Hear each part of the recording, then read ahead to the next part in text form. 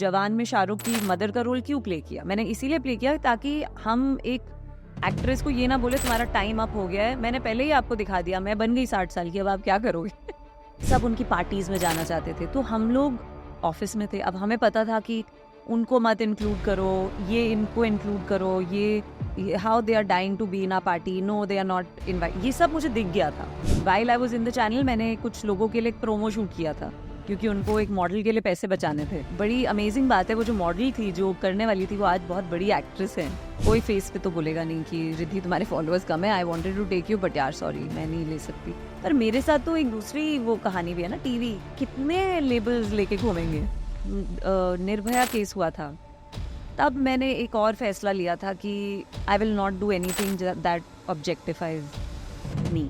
मतलब I can't do dance numbers or music videos or any kind of work where my only job is to look pretty and to wear great sexy clothes and you know just look hot. वो मैं नहीं कर पाई क्योंकि मुझे Nirbhaya case ने बहुत हिला दिया। Like I was shook.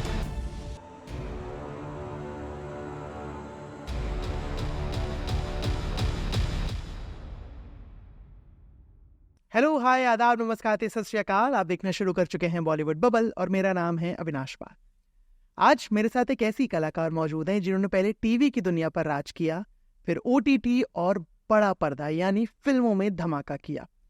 असुर, पिक्चर्स, जवान, टाइगर जैसे भतेरे प्रोजेक्ट से इन्होंने हमारा दिल जीता, क्रिटिक से वाहवाही लूटी और अब ये साबरमती रिपोर्ट में आ रही हैं। हम इनसे बात करेंगे, फिल्म के बारे में जानेंगे और इनकी जिंदगी में भी थोड़ी सी ताका-झाकी करेंगे। मेरे साथ मौजूद है the very amazing Riddhi Dogra. Thank you. Hello, कैसे हो आप? मैं बहुत अच्छा हूँ, आप कैसी हैं? क्या चल रहा है आजकल? The Sabarmati report. यस, आजकल यही चल रहा है। हाँ, विल कम टू इट। जी। मैं जो आपके बारे में पढ़ रहा था, and correct me if I am wrong, psychology में आपने ग्रेजुएशन किया है। Yes. क्यों? और इससे जो ये इंडस्ट्री है हमारी, उसमें कितनी मदद मिलती? मैंने क्यों किया, बहुत अच्छा सवाल है, क्योंकि मैं स्कूल में थी तब मैं कॉमर्स कर रही थी और मेरा कोई भी डिसीजन उस एज पे, मतलब एक्चुअली काफ़ी टिल मैंने एक्टिंग शुरू की तब तक जो भी मैं लाइफ में करती थी वो मैं इसलिए करती थी क्योंकि मेरा मन कर रहा है। मैं कभी भी आगे का सोच के नहीं करती थी। तो साइकोलॉजी ऑनर्स भी मैंने इसीलिए किया था क्योंकि मुझे मतलब इंग्लिश ऑनर्स, जर्नलिज्म और साइकोलॉजी, ये साइकोलॉजी तो मेरा ऑप्शन भी नहीं था। आई थिंक मैंने अपने पेरेंट्स को बोला था कि मुझे इंटीरियर डिज़ाइनिंग करनी है, तो मैं चली गई एक इंटीरियर डिज़ाइनिंग स्कूल और वहाँ जाके मैं एक हफ्ता थी वहाँ पे। और आई रिमेंबर जो लास्ट मंडे टू फ्राइडे थी, फ्राइडे को एक टीचर ने सब स्टूडेंट्स को बोला कि जाओ एक पत्ता लेके आओ बाहर से और उसको ड्रॉ करो। और लोगों ने आई थिंक आधे घंटे में वो पत्ते भी ड्रॉ कर दिए। मैं दिन खत्म हो गया, मैं पत्ता ही नहीं लेके आई। तो I went back home that day and I told my parents boss ये मेरा नहीं, मैं नहीं कर सकती। And my father knew it, like my father already, जब मैं आ रही थी, मैंने वो कॉलेज भी ज्वाइन किया, उन्होंने मुझे तभी बोला ये you are not meant for this, तुम्हें नॉर्मल कॉलेज जाना है बिकॉज एक्स्ट्रा को करिकुलर में यू विल बी देयर।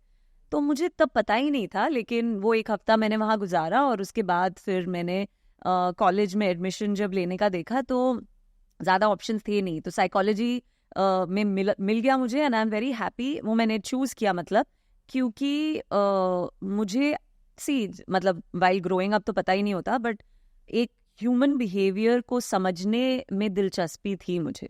तो आई थिंक मेरा वही रीज़न था साइकोलॉजी ऑनर्स करने का। झूठ पकड़ लेते हो लोगों के, अब उससे फायदा हुआ इंडस्ट्री में खासकर? झूठ ऐसे मतलब वो तो आप झूठ पकड़ना क्या होता है, जब तक एविडेंस नहीं होता तो झूठ नहीं पकड़ सकते। हाँ, कहीं ना कहीं समझ आता है कि ठीक है ये इंसान फेक प्रिटेंड कर रहा है। तो मैं अगर आप मेरे बहुत करीबी नहीं होंगे तो मैं झूठ पकड़ सकती हूँ, लेकिन अगर आप झूठ इन द सेंस नॉट कि आप मुझसे झूठ बोल रहे हैं, झूठा बिहेवियर, झूठा एटीट्यूड या झूठा प्यार या जो भी है, अगर आप उनसे थोड़ा दूर है ना तो मैं देख पाऊंगी। मैं बहुत बड़ा सीक्रेट दे रही हूँ, लेकिन अगर आप मेरे क्लोज आ जाएंगे ना तो मैं नहीं देख पाती। फिर मुझे आप बेवकूफ बना के कुछ भी कर सकते हैं। सो इंडस्ट्री में आई वुडंट से कि इंडस्ट्री के लिए मैं ये बोलूँगी कि मैंने मतलब आपने मुझसे साइकोलॉजी की बात की, लेकिन मैंने काम शुरू कर दिया जूम टेलीविज़न में। मैं काम कर रही थी, कॉलेज किया, उसके बाद पोस्ट ग्रेजुएशन किया। अब देखिए, मैंने कॉलेज अपनी डिग्री की साइकोलॉजी में, पोस्ट ग्रेजुएशन किया इवेंट्स में। कोई कनेक्शन ही नहीं है। तो मैं उस टाइम पे लाइफ के ऐसे चल रही थी कि वट एवर गोज, बस सीखना है, लाइफ में लर्न करना है, जहाँ पे भी लाइफ ले जाए। और पोस्ट ग्रेजुएशन करने के लिए मैं बॉम्बे आई, तो वो मुझे बॉम्बे आना था, not to be an actor, but मुझे बॉम्बे आना था टू, आई थिंक दिल्ली मुझे बहुत सफोकेटिंग लगता था as a girl, I be very honest. मुझे सेफ नहीं लगता था। मुझे लगता था अगर मुझे यहाँ गाड़ी और मोबाइल और ड्राइवर के साथ ही रहना है तो यार ये क्या ज़िंदगी हुई, ये तो बहुत प्रोटेक्टेड होगा सब कुछ। मुझे ज़िंदगी जीनी है, मुझे फियरलेस होके बाहर घूमना है। और I should be, and Delhi में ये भी था कि रेकलेस नहीं हो सकते, you can't be a rebel for no reason कि मुझे जाना है तो नहीं, इट इज़ अनसेफ। 8-9 बजे के बाद है वो जगह आइसोलेटेड, और वहाँ लोग देखते हैं आपको एक तरीके से, और आप हो अनसेफ। तो बॉम्बे में बचपन से आती थी, मेरी फैमिली यहाँ थी, आई हैड रिलेटिव्स। तो मैंने बचपन 8th स्टैंडर्ड में डिसाइड कर लिया था कि कॉलेज ख़त्म होगा मैं बॉम्बे आऊँगी। तो बॉम्बे आई, यहाँ पे पढ़ाई की। फिर जब मैंने काम शुरू किया तब मुझे इंडस्ट्री के बारे में बहुत कुछ पता चला। तो एक्चुअली इट्स नॉट कि साइकोलॉजी हेल्प, बट क्या कि देखिए, मैं एक चैनल में काम करती थी। अब चैनल में ऐसे ये होता है ना, जो how do I put it, वहाँ अब zoom television eight that time was the it channel, है ना। सब उनकी, ये 2007, 8, 9 की बात है, कि सब उनकी पार्टीज में जाना चाहते थे। तो हम लोग ऑफिस में थे। अब हमें पता था कि उनको मत इंक्लूड करो, ये इनको इंक्लूड करो, ये how they are dying to be in a party, no they are not invite. ये सब मुझे दिख गया था, फिल्म इंडस्ट्री के बारे में, कि यहाँ ऐसा होता है। तो फिल्म इंडस्ट्री के बारे में मुझे तब से ही पता था कि यहाँ आपको पार्टीज में गए तो इनको मिलना है, फिर हंसना है, फिर इनके जोक्स पे हंसना है, मतलब, और कंपनी देनी है। ये सब मैंने देख लिया था कि यहाँ लोग क्या करते हैं। And at that time I was like you, I had no interest of being an actor, but I was observing everything. तो आई थिंक इंडस्ट्री के बारे में मुझे वहाँ से बहुत कुछ समझ में आ गया था। क्योंकि जैसे भी आपने बोला, आप कुर्सी के इस तरफ भी बैठे हो, जहाँ से आप एक अलग चश्मे से लोगों को देख रहे हो, सेलिब्रिटीज को देख रहे हो, पार्टीज एंड ऑल देख रहे हो। जब खुद एक्टर बने, कितना फायदा हुआ? हाँ, बहुत फ़ायदा हुआ, क्योंकि आई थिंक सबसे पहले तो मेरे कोई वो ही नहीं थे, I didn't have a bubble, because वो बबल ब्रेक हो गया था ना। As a working person I saw how the industry is. तो इसीलिए मैंने सबसे पहले मतलब जब मैंने एक्टिंग के बारे में सोचा, it was acting calling for me. मैंने ऐसे वो नहीं डिसाइड किया कि मैं एक्टिंग करूँगी, बट मैं चैनल में काम कर रही थी, और मैंने while I was in the channel, मैंने कुछ लोगों के लिए एक प्रोमो शूट किया था, क्योंकि उनको एक मॉडल के लिए पैसे बचाने थे। एंड बड़ी अमेजिंग बात है, वो जो मॉडल थी, जो करने वाली थी, वो आज बहुत बड़ी एक्ट्रेस हैं। जो आई थिंक उस टाइम पे नहीं आ पाई, या नहीं हुआ, तो उन्होंने ऑफिस में पूछा, कोई है, हमें एक प्रोमो शूट करना है। तो आई सेड मैं करूँगी। तो मैं बहुत छोटी थी, आई थिंक 21-22। तो आई डिड इट, एंड वो थोड़ा सर्कुलेट हो गया, और फिर उससे मुझे टेलीविजन शो मिला। तो मेरा तो पहला थॉट ही, इनोसेंस ना, सो इनोसेंट, आप तो मतलब इतने यंग है, तो अब मैंने सबसे पहले ही सोचा क्या सैलरी मिल रही है मुझे, क्या ये जो एक्टिंग से मुझे अपनी मंथली सैलरी से ज़्यादा मिल रही है, तो पता चले तो डबल मिल रही है। अच्छा। Because there is good money in television. तो इसीलिए मैंने टेलीविजन की तरफ रुख किया कि चलो ये करते हैं। And I was never scared of the camera for some weird reason. मैं कभी भी स्कैर्ड नहीं थी, ना कैमरा से, ना ऑडियंस से। शायद क्योंकि बचपन से ही डांस कर रही थी, स्टेज पे थी बचपन से ही, स्कूल, कॉलेज, शामक। तो इसीलिए I think I was very comfortable in front the camera. आपने बोला रील्स नहीं बनाते, सोशल मीडिया पे एक्टिव रहना बहुत जरूरी है क्या एक्टर होने का? ये कुछ है ऐसा? मुझे नहीं लगता, और आई थिंक मुझे ये भी लगता है कि आप जो सोचें आपके लिए ज़रूरी है, वो ज़रूरी है। अगर मेरी जगह कोई और यहाँ बैठे तो बोले बहुत ज़रूरी है, क्योंकि उनकी दुनिया में, उनके दिमाग से, उनकी परसेप्शन से, जिस तरीके से वो दुनिया देखते हैं, उनके लिए ज़रूरी होगा, मेरे लिए नहीं है ज़रूरी। बिकॉज मुझे लगता है सोशल मीडिया थोड़ा एक इल्यूजन जैसा है। ये कभी भी anybody can take the power away. कल को बोले इंस्टाग्राम बंद हो गया, तो फिर जैसे टिकटॉक के साथ हुआ था। एग्जैक्टली। तो कला का क्या है, परफॉर्मेंस का क्या है, ये कभी बंद नहीं हो सकती। मैं थिएटर में भी जाके परफॉर्म कर सकती हूँ, मैं खुद से भी कैमरा उठा के एक स्टोरी बना सकती हूँ, या मैं खुद लिख सकती हूँ, या दूसरे लोगों के साथ बैठ के लिख सकती हूँ, या काम कर सकती हूँ। But to be dependent on a medium, that is वो मैं नहीं करूँगी। मैं अपने में इतनी क्षमता रखती हूँ। बहुत सारे लोगों से ना बात होती है, जैसे अभिषेक बनर्जी, अनुराग कश्यप, ये लोग बोलते हैं कि अब अविनाश ऐसा भी हो गया है कि सोशल मीडिया फॉलोअर्स के बेसिस पे भी काम मिल रहा है, हाँ। और बहुत बार एक्टर्स को इस वजह से रिप्लेस भी कर देते हैं कि नहीं यार तुम्हारे फॉलोअर्स कम है, उसके अच्छे हैं। कभी कुछ ऐसा विटनेस किया? देखिए, कोई मुंह पे नहीं बोलता है आपको, कोई फेस पे तो बोलेगा नहीं कि रिद्धि तुम्हारे फॉलोअर्स कम है, I wanted to take you but यार सॉरी मैं नहीं ले सकती। पर मेरे साथ तो एक दूसरी वो कहानी भी है ना, टीवी। आप टीवी से हैं तो कितने लेबल्स लेके घूमेंगे, फॉलोअर्स नहीं है तो नहीं है। दुनिया के सबसे बड़े एक्टर्स इंस्टाग्राम पे नहीं है तो उनका क्या? You know, best actors of the world are not on Instagram. हमारे यहाँ पे रणबीर कपूर इतने अच्छे एक्टर हैं, वो भी हिडन अकाउंट से है जो हम सब नहीं जानते, लेकिन नहीं है वो, तो उससे क्या उनकी एक्टिंग कैपेबिलिटीज या उनका स्टारडम या उनका जो भी है वो कम हो जाता है? बिल्कुल नहीं।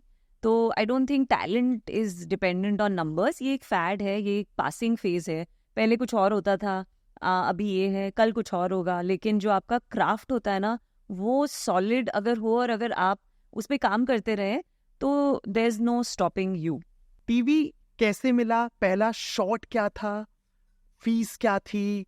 क्या कुछ था उस वक्त? कितने शॉट्स दिए थे? पहले टेक कितने दिए थे?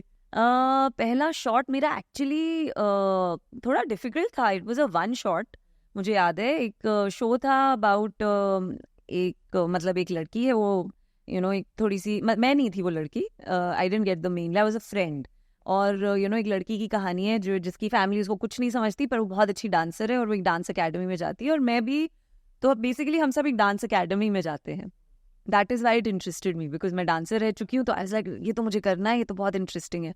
तो कहानी वो थी, लेकिन पहला शॉट बहुत इंटरेस्टिंग था। ऐसे मुझे रूम में अंदर आना है, फिर अपनी दोस्त को ढूंढना है, तो मेरे को लेफ्ट देखना है कि यहाँ पे है, फिर वहाँ देखना है, डब्बू उसका नाम था मेरे ख्याल से, यहाँ देखना है, फिर सीधा जाना है। और इसमें क्या होता है, you have to catch the light कि सही जगह आना है, ये मार्क है, यहाँ पे क्या। मतलब मैं अंदर आई तो एक यहाँ कमरा है, कमरे के उस पार खिड़की है, खिड़की में कैमरा लगा हुआ है, सो ये सब आपको समझ के एक्टिंग करनी है। तो और मैं डायलॉग्स बोलती जा रही हूँ, बहुत सारी लाइनें मुझे बोलनी है।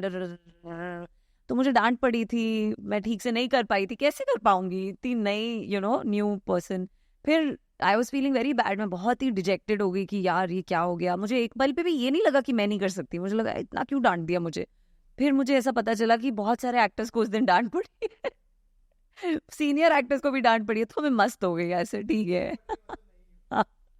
तो वो था मेरा पहला दिन और मेरी सैलरी आई थिंक कुछ थी 8,000 पर डे, जो आई थिंक उस जॉब वाली सैलरी से तो काफी ज्यादा रही होगी। मतलब डबल हो गई। मेरी जॉब पे भी एक्चुअली बहुत अच्छी सैलरी थी फॉर अ इंटर्न जिसको नया नया मुझे सैलरी का पैकेज मिला था। इट वाज गुड सैलरी, लेकिन इसमें उससे भी डबल थी, तो I was very happy. So 8,000 per day and then हम तो शूट करते थे 25 दिन, तो आप देख लीजिए। टीवी हेक्टिक होता है क्या? जैसे 25 दिन शूट करना है, लंबी लंबी शिफ्ट है, वर्किंग आवर्स बहुत ज्यादा है, डांट भी पड़ रही है बहुत बार जो आपने बोला। हाँ, बहुत हेक्टिक होता है। TV I feel is a training ground. आप सोचिए ना, 2 साल एक ऑफिस में काम कर चुकी हूँ, तो अगर आपको ऑफिस से सीधा एक सेट पे भेज दिया जाए जहाँ इतनी मजे हो रहे हैं, मतलब नो प्रोटोकॉल, कि 9 बजे आना ही है, वो I used to hate it.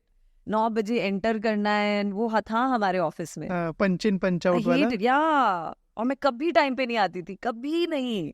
Monday को शूटिंग सेट पे टाइम पे पहुंचते हो? हाँ, 10-15 मिनट ऊपर नीचे पहुंचती हूँ, मैं पहुंचती हूँ। और फिर मैंने एक और चीज शुरू कर दी थी शूटिंग में कि मैं मेकअप अपना करके पहुंचती थी टेलीविजन तो वो टाइम बच जाता था। वो टाइम बचता ही था हमेशा। और मेरा एक्चुअली ना लाइफ में, मतलब मैं स्किप कर रही हूँ बहुत सब, बट मेरा ना एक वो रहा है कि मुझे लड़कियों से कंपटीशन नहीं करना, मुझे लड़कों से कंपटीशन कर। तो मुझे टीवी सेट पे लगता था कि हीरोज क्या बोलते थे, अरे हम तो लेट आएंगे बिकॉज हमें तो हेयर मेकअप करना ही नहीं है। तो I used to compete with them, मैं भी 15 मिनट पे सेट पे पहुंचूंगी। किस किस से कम्पीट करते थे? सबके साथ। मुझे आई डोंट नो, ये मैं बोल भी चुकी हूँ, अपने दोस्तों को भी बोल चुकी हूँ, क्या है मतलब I don't feel competition with women, feel ही नहीं। मुझे विमेन, एनी फीमेल एक्टर कोई भी हो, मुझे तो उनके लिए बहुत खुशी होती है। अगर कोई फीमेल एक्टर हो या कोई भी हो, any female, I feel very proud if they are doing well, because I know मुझे एज अ वुमन पता है कितना डिफिकल्ट है to reach at the top. I know it, you know. So जब भी कोई लड़की कहीं भी पहुंचती है जहां सबकी नजरें उस पर होती हैं, तो मैंने देखा है लोग बहुत आसानी से नीचे गिराने लग जाते हैं लड़कियों को. वो ये कैसी दिखती है, कैसा पहन रही है, ये किसके साथ उठ रही है, किसके साथ बैठ रही है, इसने ये किया होगा, you know the things people से. And I have fought in endless rooms for actresses जो मेरी दोस्त भी नहीं है, जिनको मैं सिर्फ सोशली मिलती हूँ, कि नहीं ऐसे मत बोलो. यू नो कोई अच्छा कर रहा है लाइफ में, आप ये हीरोज के बारे में तो नहीं बोलते, आप मेल्स के बारे में तो नहीं बोलते, आप क्यों फीमेल्स के बारे में और मैं खास करके अपनी फीमेल दोस्तों को बोलती हूँ, एंटरटेन भी क्यों करते हो तुम ये बात आगे बढ़ने भी मत दो. हम नहीं एक दूसरे को सपोर्ट करेंगे तो कौन करेगा. तो yeah someway, so that is how you know makeup करना and all that. But coming back to TV की, अच्छा टाइम था वो, ट्रेनिंग ग्राउंड था मेरा. कभी किसी ने आपको बोला या आपने अपने बारे में सुना, जो अभी हम बात कर रहे थे, आप बता रहे थे कि कैसे कपड़े पहनती है, किनके बीच उठ रही है, क्या काम कर रही है? नहीं देखिए, मुंह पे तो कोई नहीं बोलता ना, बट बिकॉज हाँ, सुनने को मिला कभी कहीं? हाँ सुना है. तो कोई बोलता नहीं है आपको, वो सिर्फ सुनने को ही मिलता है. और हमेशा यही लगता है, अरे सामने आके बोलो सामने आके बोलो, फिर बात करेंगे. और कई बार ऐसा हुआ भी है, मुझे ऑनलाइन ट्रोल किया गया है. वही एक जगह है जहाँ पे कोई आपको यू नो कमेंट्स में बोलता है, तो I always take them head on. And फिर मुझे बोला भी जाता है लोगों से कि प्लीज शांत हो जाओ, you don't have to you know talk to everybody. और मैं उस स्पिरिट से नहीं होती कि नहीं, डोंट मिसअंडरस्टैंड मी प्लीज, आप ऐसा, नो, आई एम लाइक, बोला भी कैसे. दिल्ली से हो ना? यही हमें कल कोई इंटरव्यू में पूछ रहा था कि ट्रोल करेगा तो आपको कैसा लगेगा. ऐसे देखो मैं दिल्ली से हूँ, मुझे कोई ट्रोल करेगा तो मैं वापस ट्रोल करूँगी. इधर आती बताती हूँ. पैसा भी ज्यादा है क्या, जैसे आपने बोला जब जॉब में थे वर्सेस जब टीवी में आए? अरे मतलब भाई काफी पैसा बढ़ गया. नहीं, टीवी में सबसे ज्यादा पैसा है. तो ओटीटी और फिल्मों के कंपैरेटिवली मतलब टीवी में ज्यादा फॉर है अ अभी भी. स्टार्टर, मतलब अगर ऐसा नहीं कि पैसा नहीं है, फिल्म में और ओटीटी में बहुत पैसा है. और you know very grateful to God कि you know God is giving me everything, all the opportunities. लेकिन टीवी में क्या था, मैं तो स्टार्ट कर रही थी, स्टार्ट में ही इतना पैसा था. उस वक्त का कोई सबसे मोटा खर्चा याद है जो आपने किया हो? नहीं, कुछ नहीं. टीवी की एक खास बात बताऊं, बेस्ट, कि आप ना सुबह से लेकर रात तक काम कर रहे होते हो, तो आपको पैसे खर्च करने का मौका ही नहीं मिलता. So the good thing is you are saving. आप कितना ही खर्च कर लोगे, even if you say you know मुझे हर रोज पैकअप के बाद पार्टी करनी है, आप कितना ही कर सकते हो, आपको अगले दिन शूट पे जाना है, आप ज्यादा कर ही नहीं सकते.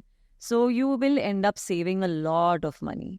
टीवी को लेके ना मैं हमेशा क्यूरियस रहता हूँ, जितनी भी लोगों से बातें होती हैं उसमें दो चीजें मेरे को दिखती हैं. पहली चीज ये कि उन लोगों की तादाद या संख्या ज्यादा है जो टीवी से फिल्मों में आए हैं, जबकि जो फिल्मों या जो एक्टर्स रहे हैं वो टीवी पे कम रहे हैं.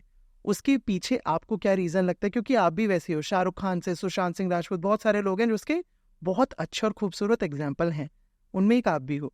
क्या लगता है मतलब क्यों टीवी से इधर और इधर से उधर जाने वाले लोगों की संख्या थोड़ी कम है? नहीं, ऐसा तो नहीं है कि संख्या, फिल्म एक्टर्स भी ओवर द इयर्स, मतलब जब हम बच्चे थे तो हमने भी देखा है कि फिल्म एक्टर्स कोशिश कर रहे थे टीवी सीरियल बनाने की. याद है, देयर वाज अ शो जहाँ पे श्रीदेवी जी थी.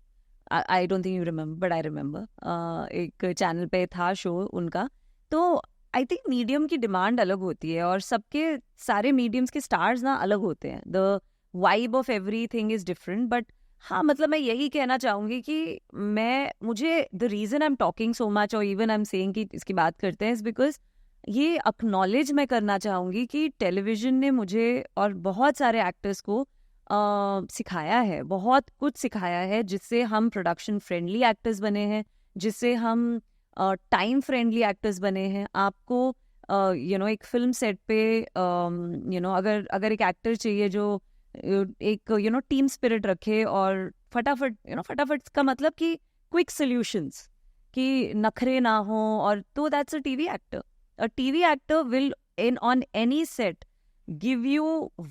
give the producer what they want.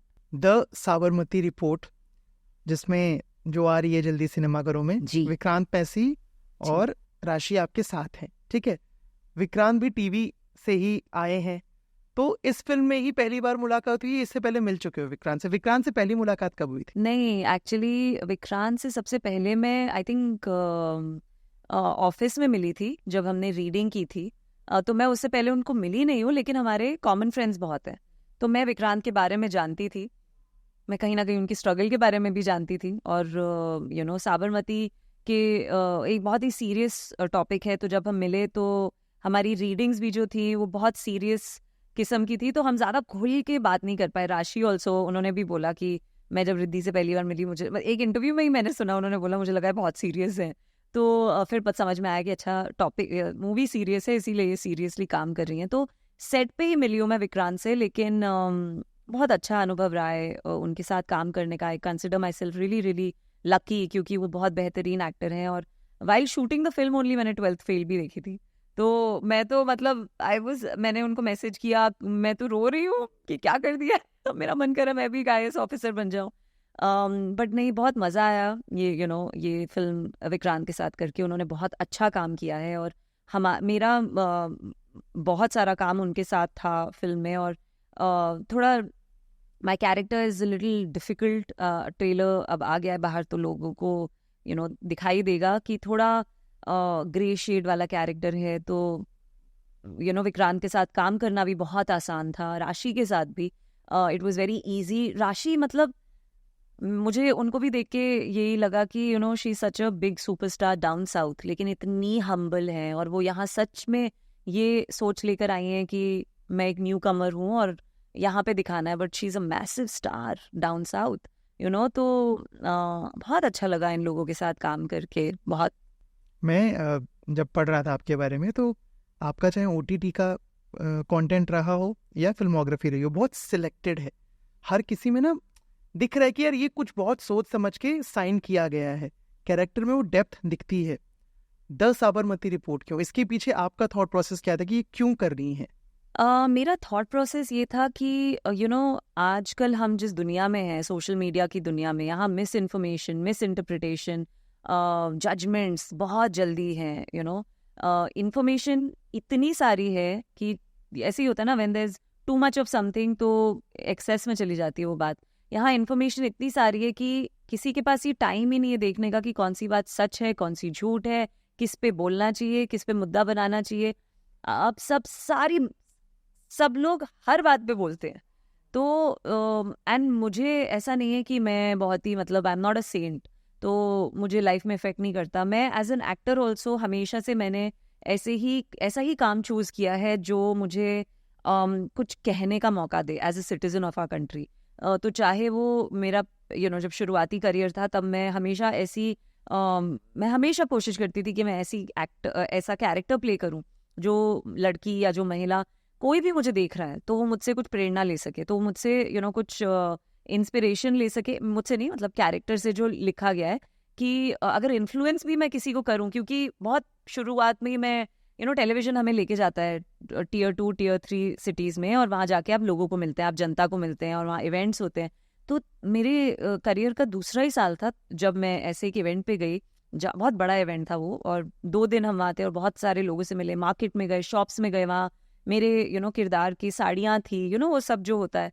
Bhopal या इंदौर कहाँ गए थे मुझे याद नहीं आ रहा, पर वहाँ हम लोगों के घर गए। और वो एक इंसिडेंट हुआ था मेरे साथ, जब हम किसी के घर गए थे और उन्होंने अपनी लाइफ में कुछ एक बहुत बड़ा फैसला लिया मेरे कैरेक्टर को देख के। तो वो चीज़ ने ना मुझे, हाँ, बहुत मुझे ये स्ट्रेंथ मिली मुझे, और राधा मेरी आंखें खुली कि यहाँ तुम एक्टर बनने आई हो, सिर्फ लोग जो इतना प्यार देते हैं टीवी में, बहुत प्यार मतलब बहुत वोकली प्यार मिलता है। हाँ, तो वोकली आपको मिलता है वो प्यार, रोड पे जाऊंगी ऐसे टैप करके तो यू गेट टू नो। तो मुझे तब ये लगा नहीं यार, मेरी रिस्पॉन्सिबिलिटी है, अगर ये मुझे प्लेटफॉर्म मिला है, मैं एक एक्टर हूँ, तो एक रिस्पॉन्सिबिलिटी मिली है मुझे, और I want to do this, मुझे अच्छे से करना है। इसीलिए मैंने तभी 2009-10 में डिसाइड कर लिया था, मैं सिलेक्टिव रहूंगी और मैं वही काम करूंगी जिससे मैं 10 साल बाद भी मुझे गर्व हो कि मैंने ये काम किया है। और वही चीज़ मैंने रखी हर मीडियम में, चाहे वो OTT हो। OTT में मैंने जितने भी असुर किया, मैरिड वुमन किया, बदतमीज़ दिल किया, जितने भी शोज़ किए, या फिल्म्स में, मतलब मैंने जवान में शाहरुख की मदर का रोल क्यों प्ले किया, मैंने इसीलिए प्ले किया ताकि हम एक एक्ट्रेस को ये ना बोले तुम्हारा टाइम अप हो गया है, मैंने पहले ही आपको दिखा दिया, मैं बन गई 60 साल की, अब आप क्या करोगे? सो इट्स अबाउट दैट कि आई मुझे और एक मतलब ये बहुत एक डिस्टर्बिंग चीज़ है, लेकिन जब निर्भया केस हुआ था तब मैंने एक और फैसला लिया था कि मैं मतलब I will not do anything that objectifies me. मैं ऑफ कोर्स अगर एक कैरेक्टर वैसा है कि वो मतलब ऐसी वो बात अलग है। अगर एक कैरेक्टर की कहानी बतानी है दैट्स डिफरेंट, बट मैं खुद कहीं पे खड़े होके मतलब I can't do dance numbers और म्यूजिक वीडियोस और any kind of work where my only job is to look pretty and to wear great sexy clothes and just look hot, वो मैं नहीं कर पाई क्योंकि मुझे निर्भया केस ने बहुत हिला दिया। लाइक आई वाज शुक, मतलब तो मेरा एक लाइफ का वो बन गया कि what is the least I can do. मैं सबसे बोल के हम कहाँ कितना बोल लेंगे, एक्शन लेके मैं क्या कर सकती हूँ। तो मुझे यही लगा कि ये एक एक्शन मैं ले सकती हूँ कि मैं अपना काम वैसा चूज करूँ जिसमें मुझे गर्व हो। और साबरमती रिपोर्ट वैसा ही काम है कि हम कुछ कहने की कोशिश कर रहे हैं और हम मीडिया पे ही आजकल इस मिस इन्फॉर्मेशन के ज़माने में मीडिया की बहुत बड़ी रिस्पॉन्सिबिलिटी है जो वो नहीं समझ रहे या समझते थे, अब वो समझ चली गई है कि आपकी बहुत बड़ी रिस्पॉन्सिबिलिटी है कि आप फैक्ट्स प्रेजेंट करें और पर्सपेक्टिव ना प्रेजेंट करें फैक्ट्स बोलते हुए। अगर आप पर्सपेक्टिव दिखा रहे हैं, अगर आप पर्सपेक्टिव बोल रहे हैं तो बोलिए ये हमारा पर्सपेक्टिव है, क्योंकि बहुत मासूम है हमारी ऑडियंस और वो जो देखती है वो मान लेती है सो हम लोग क्या है, हम मीडिया में रहते हैं तो हम अंदर हम जानते हैं यहाँ पे क्या है क्या नहीं है, लेकिन हमारी ऑडियंस वैसी नहीं है। वो तो टीवी ऑन करके देख रही है कि न्यूज़ खोलो भाई क्या आ रहा है न्यूज़ में।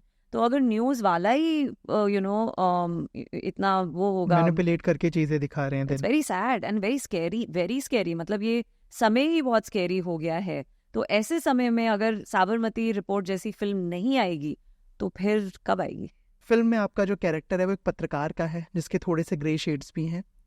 जब ऐसा कोई कैरेक्टर प्ले करते हो जिसमें ग्रे शेड्स हैं, खुद पे असर पड़ता है? नहीं पड़ता सर, क्योंकि मैं जज नहीं करती कैरेक्टर को। सबसे पहली बात ये चीज़ भी मैंने मतलब ओवर द इयर्स सीखी है। कुछ एक समय था जब मैं कैरेक्टर घर ले जाती थी, सर दर्द हो रहा है, इतनी रोई हूँ और what ever you carrying that. फिर बहुत जल्दी सीख लिया मैंने कि नहीं, कैरेक्टर को छोड़ देना चाहिए, इससे कोई मतलब ही नहीं है। तो नहीं, फ़र्क नहीं पड़ता, बल्कि और मज़ा आता है, क्योंकि जब आप किसी चीज़ को ऑब्जेक्टिवली देखते हैं ना तो आप बहुत कुछ कर सकते हैं उसके साथ। मतलब इस कैरेक्टर के साथ, मनिका राजपुरोहित मेरे कैरेक्टर का नाम है, मेरा मुद्दा यही था कि ये सही लगे मेरे लिए, तो ये कैरेक्टर सही है। मैं जो कर रही हूँ, मतलब एज मनिका राजपुरोहित मैं जो कर रही हूँ वो बिल्कुल सही है। मेरे रीज़न आपको गलत लग सकते हैं और वो मूवी में दिखाए सब है, वो सब कुछ है। विक्रांत और मेरा एक टीजर ट्रेलर में भी है छोटा सा, वो मुझे बोलते हैं कि आपको देखते हैं लोग और आप कुछ भी दिखा रही हैं, ऑल दैट इज देयर। तो आई रिमेम्बर टेलिंग विक्रांत कि से मोर, बी लाउडर और बोल, because she needs to hear this, character needs to hear this. तो मैं क्या ये कहना चाहती हूँ कि मैं ऐसे नहीं सोचती कि ग्रे कैरेक्टर है पर मैं इसको कैसे ये दिखाऊं वो दिखाऊं। No, if it's grey it has to be grey, and और कैरेक्टर कैरी इसलिए भी नहीं होता है क्योंकि मैं बहुत होमवर्क करती हूँ। तो अगर जब आपने होमवर्क किया हो तो होमवर्क पहले होता है मतलब आप सेट पे आने से पहले सारा काम करते हैं, सारे सवाल पूछ लेते हैं, सब कुछ हो जाता है कि ये सुबह क्या खाती होगी, रात को कहाँ जाती होगी, इसके घर में पेट है कि नहीं, वो सारी चीज़ें हो गई होती हैं। तो फिर सेट पे आपको सिर्फ अपनी आपको जो सीन दिया है उस पर फोकस करना है, and it becomes easy when you take that distance. Yes, कभी कभी ऐसा भी हुआ है मेरे साथ कि अगर जैसे ये ग्रे कैरेक्टर है, पर अगर आप इसको पूरा नेगेटिव दिखाने के लिए मुझे कहेंगे, वो मैं नहीं करूँगी, क्योंकि मैं इस इंसान को इंसान की तरह दिखा रही हूँ। इसकी चॉइसेस गलत हो सकते हैं, इसके मुद्दे गलत हो सकते हैं, पर इसको लग रहा है कि ये सही है, राइट? तो if you are going to tell me कि नहीं थोड़ा और नेगेटिव, वो मैं नहीं करूँ। and that I have not done also in the film. I have played her like a normal person and you will say ये गलत कर रही है या you will say नहीं मेरी हिसाब से ये सही कर रही है. So जब आप इतना डिस्टेंस भी रखते हैं और ऑब्जेक्टिवली देख सकते हैं तो you don't carry the character with you, और ऐसा कैरेक्टर कैरी करना भी नहीं है. ठीक है, so thank you so much हमारे साथ इस बातचीत के लिए and all the very best for Sabarmati report और जितने भी नए प्रोजेक्ट्स आने वाले हैं, और जैसे जैसे प्रोजेक्ट्स आएंगे हम आपसे मिलते रहेंगे. उसके हम कितने मिनट बात करेंगे, 40 या 50 मिनट या 1.5 घंटा 2 घंटा डन लॉक किया जाए. Done. Thank you so much. Thank you so much. Thank you. Hi everyone, मेरा नाम रिद्धि डोगरा है and you are watching me on Bollywood bubble.